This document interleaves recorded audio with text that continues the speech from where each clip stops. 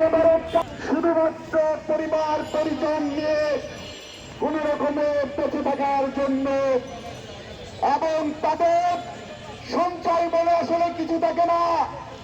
এই মাসটা যখন আসে আগত হয় তখন হোটেল শ্রমিকদের বুকটা দু দু দু দু টুকটুক করে কেন করে?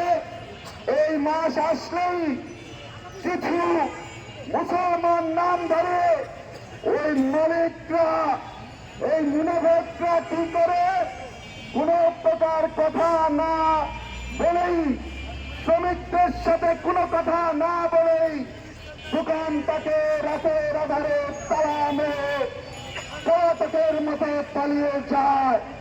যখন পালিয়ে যায় আমাদের শ্রমিকরা হতাশ হয়ে যায়। সামনে রমজান মাস, প্রত্যেক মুসলমান ইফতার করবে, তার পাতে কিছু ভালো খাবার দরকার, তার জন্য কিছু একটা পয়সা দরকার, সেটা তো হয় না।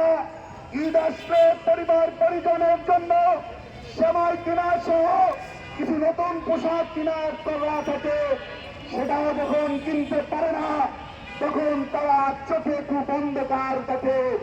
সে কারণে আমরা দেখি হোটেল শ্রমিকরা অনেক অসহায়ত্ব বোধ করে, তারা মনে করে একটা বিভীষিকা তাদের জন্য অপেক্ষা করছে।